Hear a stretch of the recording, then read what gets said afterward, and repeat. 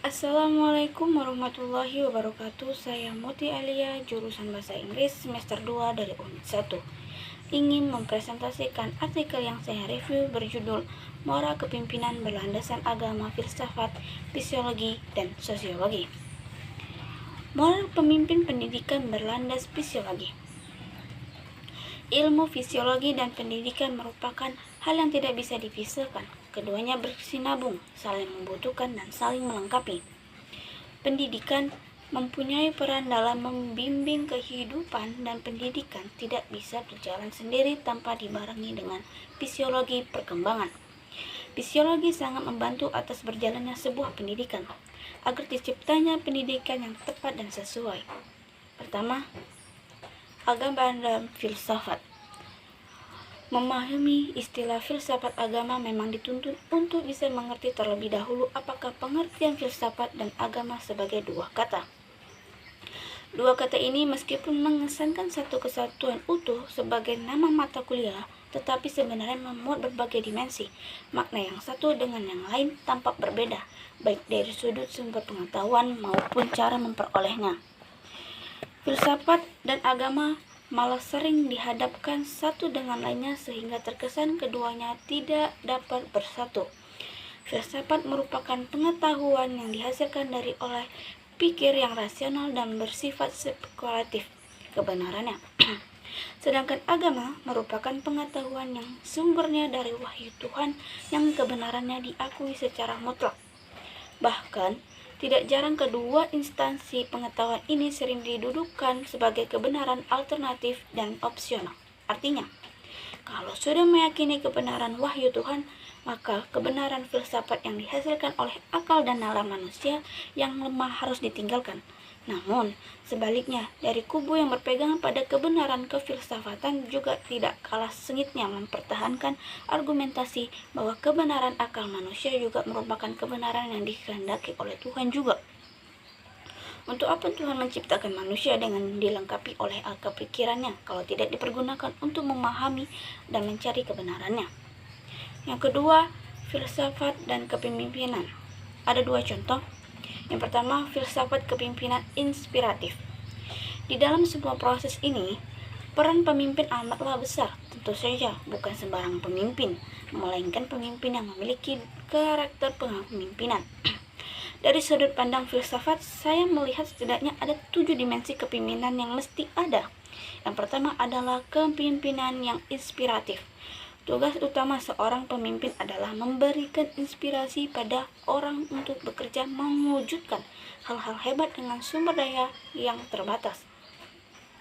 Kata-kata dan tindakannya menjadi teladan yang memberikan harapan sekaligus semangat bagi orang-orang yang bekerja untuk maupun bersamanya. Di Indonesia banyak pemimpin tak mampu memberikan inspirasi. Kata-kata maupun tindakannya justru mematikan semangat maupun harapan orang-orang yang bekerja bersama maupun untuknya. Tak heran sulit sekali mencari produk unggul di Indonesia, baik material yang maupun imaterial. Yang ada hanyalah warisan masa lampau dan bukan hasil karya sendiri. Yang kedua, visioner. Di Indonesia kita amat sulit menemukan seorang pemimpin yang visioner. Yang banyak ditemukan adalah pemimpin oportunis yang berusaha meraup keuntungan pribadi ketika ia menjabat sebagai pemimpin di berbagai organisasi. Visi organisasi tidak dipikirkan, sehingga organisasi itu hanya berjalan di tempat, bahkan mundur di dalam soal kinerja. Tak heran banyak organisasi termasuk pada level nasional tidak berjalan sebagai mestinya. Yang ketiga, filsafat fisiologi. Filsafat fisiologi adalah suatu kajian sistematis yang saling mempengaruhi antara fisiologis dengan fisiologi dalam hal mempelajari masalah kognisi. Filsafat merupakan ilmu yang mempertanyakan sebuah jawaban, sementara fisiologi adalah ilmu yang menjawab pertanyaan atau masalah, dengan kata lain berguna sebagai cara menyelesaikan masalah menurut fisiologi. Filsafat bisa menegaskan akar histori ilmu fisiologi. Seperti kita tahu, fisiologi dan semua ilmu lainnya merupakan pecahan dari filsafat. Di dalam filsafat, kita juga bisa menemukan refleksi-refleksi yang cukup mendalam tentang konsep jiwa dan perilaku manusia.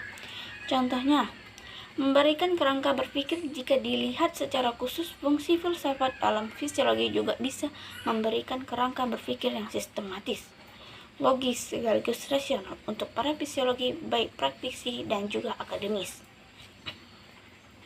Keempat, fisiologi sosial adalah filsafat sosial merupakan kajian dari filsafat yang mempelajari persoalan-persoalan perilaku sosial ke masyarakat secara kritis, radikal, dan lebih komprehensif. Sejak Plato dan Aristoteles, kajian terhadap persoalan-persoalan masyarakat sudah menjadi objek penelitian tersendiri. Oke, dari presentasi yang saya bawakan, kesimpulannya adalah artikel ini membahas tentang moral kepemimpinan pendidikan yang berlandaskan agama, filsafat, fisiologi, dan sosiologi.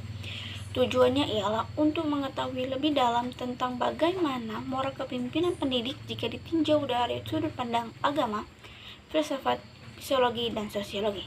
Teori yang dibahas dalam artikel ini juga lebih banyak mengungkap teori yang berhubung dengan keempat landasan tersebut. Hasil dari pembahasan ini mengungkapkan bahwa jika pemimpin pendidikan mampu menguasai moral yang berlandasan agama, filsafat, fisiologi, dan sosiologi, maka akan memberikan pengaruh yang baik-baik prosesnya berjalannya manajemen pendidikan. Sampai di sini dulu presentasi saya. Assalamualaikum warahmatullahi wabarakatuh.